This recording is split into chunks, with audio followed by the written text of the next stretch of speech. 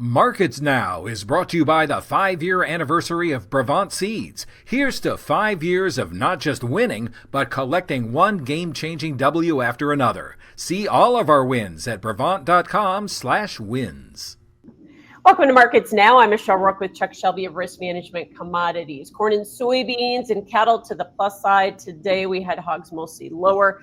And Chuck, I want to start off talking a little bit about the soybean market. We did see some follow-through buying. We're still trying to digest the positive news from the WASDE. How much higher do you think prices need to go to get that accomplished? It was as shocking to the positive side in the bean market as it was negative in the corn, and we reached one goal at filling a gap, but I think 10.75 is doable target, maybe even $11.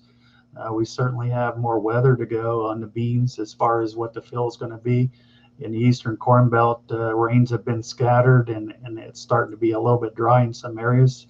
Certainly we could use some more moisture to fill the beans out. Again, ultimately, China coming around and some kind of trade agreement would really put the icing on the cake and really, move the market and really solidify, going into harvest a solid market. Yeah. What's the bigger wild card, yield or China demand at this point? Well, USDA is pushing a pretty big record yield in beans. That's still yet to be determined as far as where that could end up. But China, having some China purchases, we haven't seen that. Some kind of a China agreement that would suggest that they're going to start buying and be in our market would probably be the motivating factor to really turn the market into something that's really positive as we move into 26. Or are the lows already made, do you think, in the bean market? I feel more confident that the lows are made in the bean market. That $10 support level, I think, in the futures market is pretty solid right now. And again, we still got weather to go. If China doesn't come back in or we don't hear any news, and ultimately what numbers are put out there in the September crop report, what kind of rainfall we get, and then we're going to get into harvest. So I think the bean market has found a bottom here and it's going to hold on to that. And there's news out there as we go forward that can be very positive if it happens.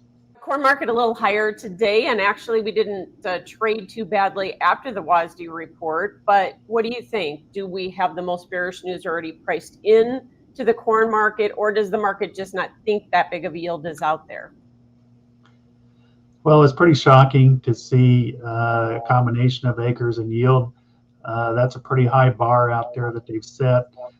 When you consider that when they went and, this was just satellite imagery and what farmers think. I know there's a lot of farmers who have peeled ears back and found some pollination problems. We've had pretty hot nights here in the eastern corn belt. It's probably a little bit of tip back. There's some areas of southern Illinois, Indiana, Ohio who have struggled, with too much water and late planting. So I think we've probably seen a bottom, but I wouldn't be surprised if we don't get something positive like a lower yield or see some problems out there that we go back and test the lows again, maybe double bottom. But the confidence in the corn market at this point is going to have to be some proof out there if things aren't quite as good as what we saw on this last report. And there's a lot of questions about the yield just because we didn't do any field data here. And then you've got states like Illinois, which 221, that's a pretty heavy lift with where their crops rating is, right? Yes, and we have Indiana at a record yield.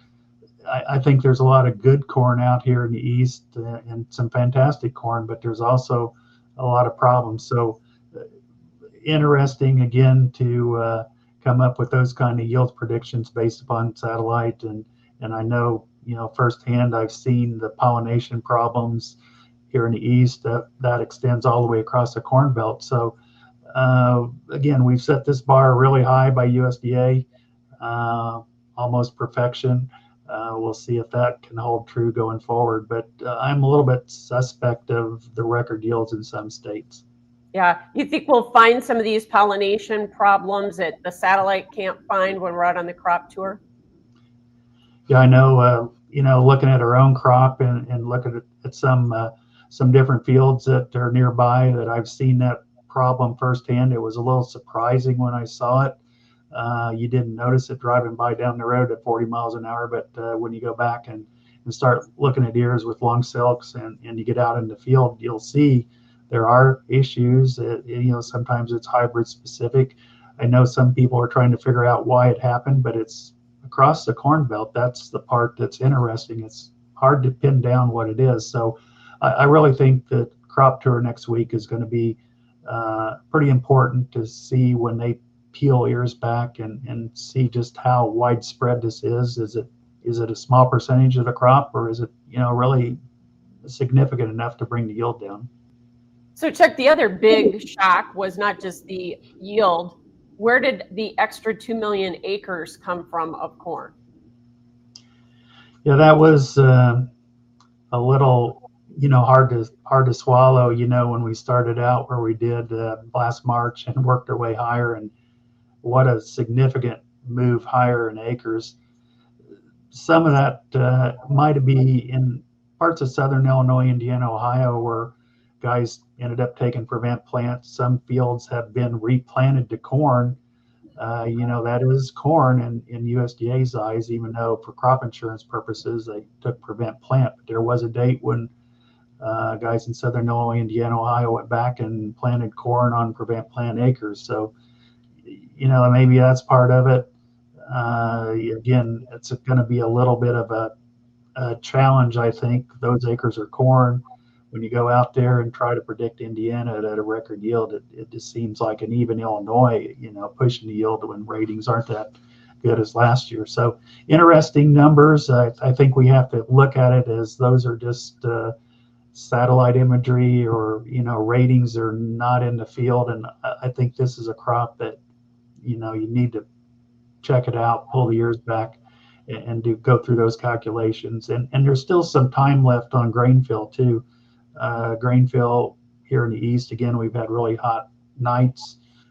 Those hot nights impact your fill, and we need some more water for some of these later planted cornfields. But you do not necessarily think, you said before, that the low is in the corn market? When we get to harvest and maybe hedge pressure in some areas with a tremendous crop, depends how harvest goes, but minimally, I think, again, we're probably going to go down and check the lows again. The question becomes, as we get into hedge pressure Friday, do we push it down lower? Either the basis is going to be not really good in some areas, or the futures market's going to handle it. Cattle market, we ended mostly higher except for August live cattle, but we got within striking distance of contract highs and didn't take those out, even though I think we had a little bit better cash trade today, and box beef's been on fire. So why do you think that happened? It's the volatility of these markets. You've got the August contract, entering near the end of its life. You've got a cash market that's really strong. You've got funds involved. It's pretty volatile. I was a little surprised at the activity today. We were up, and then we kind of backed off the highs. Market again with fantastic fundamentals, but then you hear the discussion of screwworm and rumors of those effect. The only thing I know for sure is the cash markets are really strong for fats, and feeder markets really strong. Those two are the guiding light to these markets. In between, during the day, you get a lot of choppiness, you get rumors that move the market around, but at the end of the day, a strong market. And I think the demand for cattle going toward the Labor Day holiday is a significant factor that's going to keep this market in the cash side really strong for the next 2 weeks.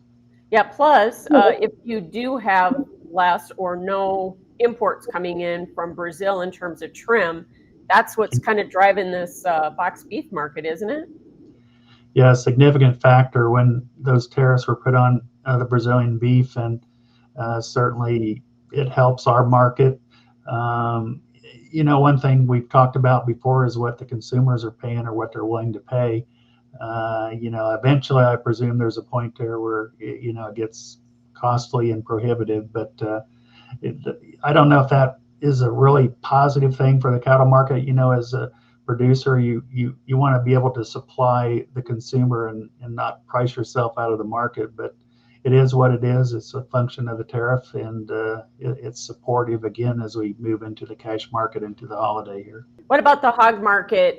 Feels like we've gotten some benefit in the hogs from the rally in cattle, obviously, but do you feel like the fundamentals there are strong enough to keep that market going higher or not? As long as the cattle supply is tight and consumers are looking for alternatives at times. Again, I look at restaurants and see pork on the menu. It's been on there at every restaurant that didn't used to have pork. So I think it's solving a problem, kind of meeting a need. It's still a good solid market, but it certainly follows along to the cattle market. And we talked about the cattle. You can't change the herd supply, and it takes a long time to save a heifer and put it back into the feedlot and turn it into a steak or hamburger. So I think pork market's solid. It's just not quite has the excitement to it, and it's kind of a follower, but it's doing well. Producers are able to make some money here. No doubt. All right, thanks so much. Chuck Shelby with Risk Management Commodities. That is Markets Now. You were right. You were right. You were right.